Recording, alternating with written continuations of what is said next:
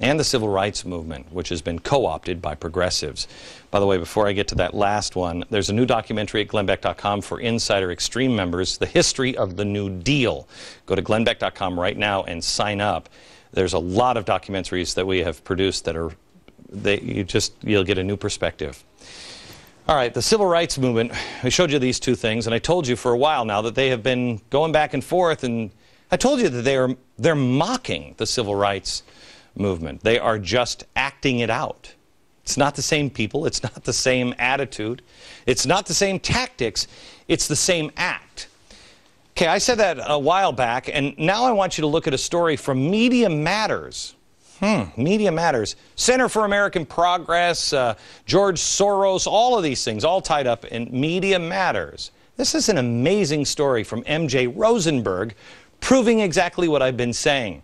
I think the only reason why they wrote this is because I've been telling you the truth, and they don't know what to do. So they have to expose it. Here it is. It's been one lie after another in the U.S. media about the Israeli attack on the Gaza-bound relief flotilla. The media has been lying on behalf of Israel. Could have fooled me. NBC has barely even shown the footage of the peace lovers attacking the Israeli soldiers with the, metal pipes. First thing you need to know about the Gaza flotilla disaster is that, and I quote, the intention of the activists on board the ships was to break the Israeli blockade. Delivering the embargoed goods was incidental. Thanks for breaking the news, MJ. I mean, we all know what this was about.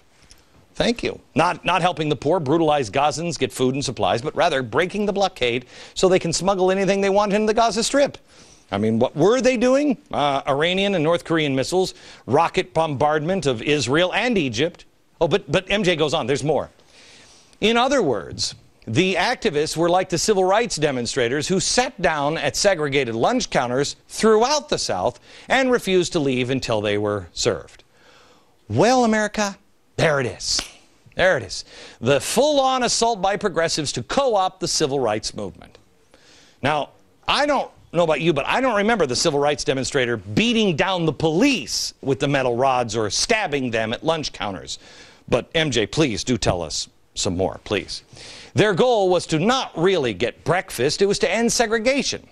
The fact is so obvious that it's hard to believe that the pro-Israel lobby is using it as an indictment. Of course the goal of the flotilla was to break the blockade. Of course Martin Luther King provoked the civil authorities of the South to break segregation. Of course the Solidarity Movement used workers' rights as a pretext to break Soviet-imposed communism. Oh, MJ, you're so cute. There's a difference here, and it might be a small one to you progressives, but I think it's a big one to the American people. See, Martin Luther King knew that blacks weren't going to blow themselves up at the lunch counter, okay? Or smuggle in rockets that they would later fire into Memphis. No, they were peaceful. Not just in name, they were actually peaceful. What an outrageous insult to make a comparison. But MJ's not done. No. The bottom line is that the men and the women of the flotilla had every right to attempt to destroy an illegal blockade that Israel had no legal standing to impose and which was designed to inflict collective punishment on the people of Gaza. So, Media Matters points out here that it's the unprovoked violence against the Israelis, and it's justified.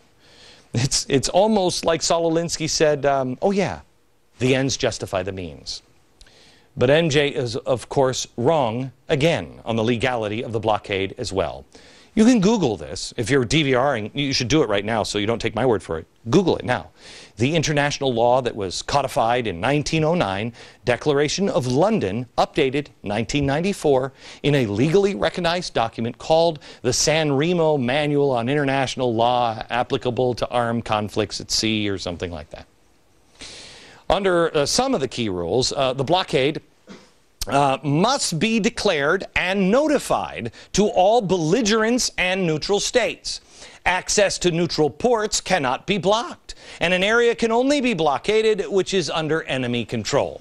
Well, since Hamas is a recognized terrorist organization, the ruling entity of Gaza, and Israel is in the midst of an armed struggle against that ruling entity.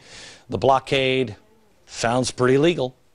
About ending Zionism, and she naturally compared herself to MLK here. We're going to give that to you here in just a second.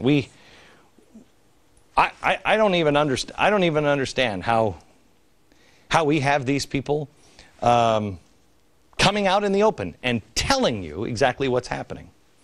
We have the free movement, the Free Gaza movement, filled with ties to terrorism, socialists, communists, anarchists. It's no civil rights movement. Don't be conned into that. It's not. It's a terrorist movement. It is a socialist movement. It is a communist movement. Call it what you want, but it's not a civil rights or peace movement. Evidence next. Welcome back, America. I have to tell you, it's like 1,000 degrees here in New York. Global warming. We're all going to die. Just want to explain why I was not in a jacket. Couldn't take it anymore. The last few days I've been talking to you about Israel, and I ask you to stick with me for the rest of the hour because there's a rich history here of socialism and anti-Semitism that has to be talked about. You have to learn about the past to protect the future. Isn't that why we have the Holocaust museums? So we can remember? The protests of Israel's Flotilla massacre have been going on now in America, Canada, Europe. The socialists are coming out in full force to condemn Israel. It's the usual suspects. All the people that we've been tracking and showing you in the last year or so, all of them are involved. Socialist websites, newspapers, urging the followers to attend all the rallies. And boy, I've gotten the mail, and oh, they're peaceful people. They are. This is what it looked like in San Francisco the other day. That's good. Uh-oh, inhuman, deadly, fascist murderers. Who's using the word fascist? Look at this one. I love this one. This one says, this foul system has no right to exist. Fight the power for transformation, for revolution. I love this one too. Uh-oh, justice. Justice, no peace, no justice. Let's see. U.S. Jews stop the killing. Oh, okay. Uh-oh. Did somebody use the swastika up here? Who's being naughty? I just wish somebody would show that swastika. Here's the deadly fascist sign that we saw. Obama investigate the Israeli war crimes. Uh-oh, somebody's using war crimes. Israel is a terrorist state. Are you calling them a terrorist? Oh, geez, and here's another swastika. But they're not dangerous. Pay no attention to the man behind the curtain. In New York City, hundreds of protesters assembled in Times Square before marching to the Israeli consulate. In Los Angeles, protesters demonstrated outside the Israeli consulate there. There's another demonstration planned for tomorrow. On Tuesday, it was in Chicago. Some protesters burned an Israeli flag. Guess who issued a statement in Chicago? You're going to love this fact. Noam Chomsky. Yep. I only know about it because we read things like the World Socialist website, not because there's too much information, but because we can.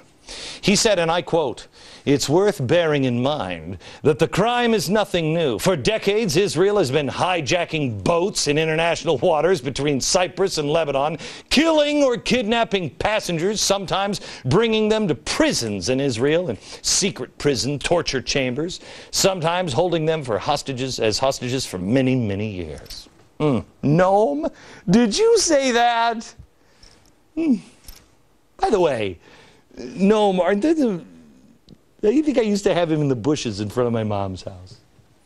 Meanwhile, a Yemeni student told the World Socialist website, quote, "We want the American people to understand what happened. Fox News and CNN twist the story to make us the bad ones. In Yemen? No, never. This struggle is not just for Palestinians. It's for the whole world." Yes, it is.